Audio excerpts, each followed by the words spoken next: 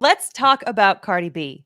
So she has a case against a YouTuber named Tasha K that is alleging defamation. The defamatory statements by this YouTuber are pretty crazy, right? There's allegations of STDs, and I can't even remember what else, but I mean that alone that was the key one, was the STD allegation. I think that was like the big one, right? Because so when we're talking about defamation, there are certain elements that you have to meet, right?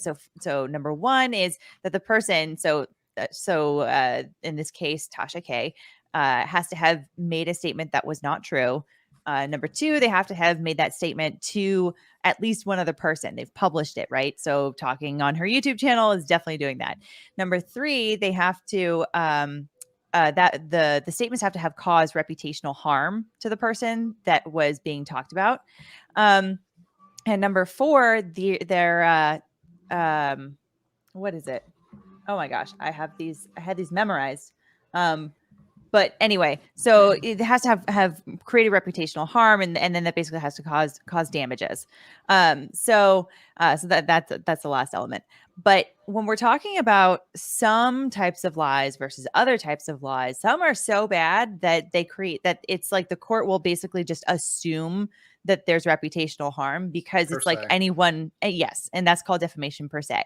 So when we're talking about statements made about STDs, that's generally speaking one of those subjects that is going to be defamation per se. So it's like you've got two elements here that don't even need to necessarily be met, but in this case they probably are going to be met anyway, also because of the fact that it's just like really bad claims, right? So Tasha K had, I think it was like 28 videos or 26 videos that she made that were like just on Cardi B, and she was making a lot of misstatements about her having to do with STDs and these other allegations that she was making, or these statements of fact that she was making. And apparently Cardi B's legal team sent a cease and desist. She ignored it. And then I think she was quoted as saying that she wiped her rear end with it. I don't know if she literally did that, but that was at least kind of a statement that she was making about the cease and desist. And this week they've been at trial, and some really hold on, really damaging testimony has come out. So hold on, this is actually gone to trial.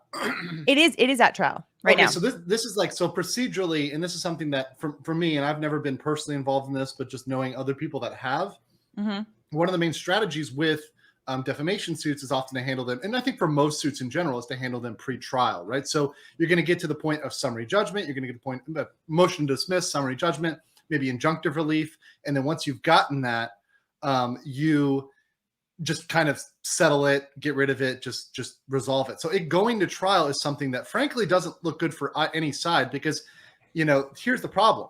The problem in defamation is that truth is the absolute defense. So not only do you have to be deposed, I think we're hearing about Cardi B. I don't know if she's taken the STD test yet, but I mean, that may be an actual thing, because now you can force her to take an STD test, because if she indeed has an STD, then it is not defamation. In this particular case, she took, not only did she take STD tests, but she not only, and then on top of that, not only handed over her medical records to the other side, I believe she also made them public. And so everyone at this point knows that she is cleared of all STDs. So now. Yeah. Yes. Well, after like 5 kilos of penicillin. No, I'm joking. I mean, there are some that just linger for a very long time and forever. You can't really get rid of all of them, right? And I can't remember exactly what kind of diseases they were that Tasha K was saying that she had, but she was saying that she had some. So now another thing about defamation is that when we're talking about famous people, and Cardi B is pretty much a household name, it's hard to know who doesn't know about Cardi B, even if you're less like in tune with the hip hop scene. Generally speaking, people know who Cardi B is. So because of the fact that she is a household name, she's a famous person, she's a celebrity, you have to prove that she has to, her legal team, they have to prove not only that the statement was made and that the statement was false, but that it was also made not only negligently, but with actual malice. Basically meaning that Tasha K had to have made the statement with either knowing that it was incorrect or with reckless disregard, basically saying, I really don't care if this is true or false. I'm going to say it anyway.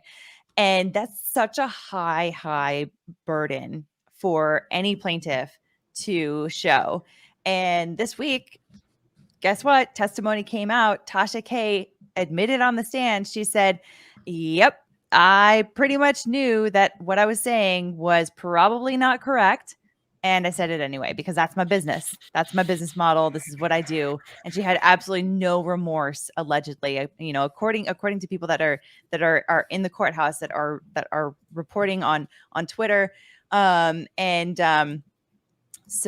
let me see. Actually, that makes it more challenging to legally defend, I have to say. Yeah. Yes, I knew it was false when I said it. It was my goal and purpose to say the false things. See, that's the problem there, and that's when you actually get people winning. And that's how, like, for example, with Veritas and the New York Times, they may win because you actually have correspondence from the Times saying, yeah, we know this is false, we're going to say it anyways, right? Because they know better. And in this case, this is one where if she just shut her mouth, I mean, how are you going to actually know whether or not somebody has an STD? If someone is claiming that they are engaging in, fleshy relations with every person on the earth, it should be a safe presumption that in the course of those relations, they may have contracted something. You can make that defense, right? That's something that you might know or not know. Okay, if she's somebody who openly admits that she's sleeping with random people, including old men that were paying her money, I mean, that's her own words, not anybody else's words. Those are Cardi B's words. And so during the course of that, I want lock-on. I want groupies. I mean, let me put it this way. Just so you know, the way that if you go in to get an STD test more than I think once every 6 months, they code you as like high risk of sexual activity or high risk of having an STD. So it's not that high of a barrier here. Yeah. But I'm sharing my screen here. This is so Dennis Byron. He owns a media company that's like about they talk a lot about the hip hop world, and he's been actually in the courtroom every day and tweeting about it and making video updates about it. And since this is a federal case and there's no publication of the trial court proceedings. And he said here, this is on January 12th, bombshell testimony. Tasha K also admitted under direct examination that she knew what she reported about Cardi B using drugs, prostitution, and her having herpes was probably untrue, but she posted the video anyway to make money. That is the definition of actual malice. She said herpes specifically. Oh, yeah. Damn. So that's not helpful. No, that's...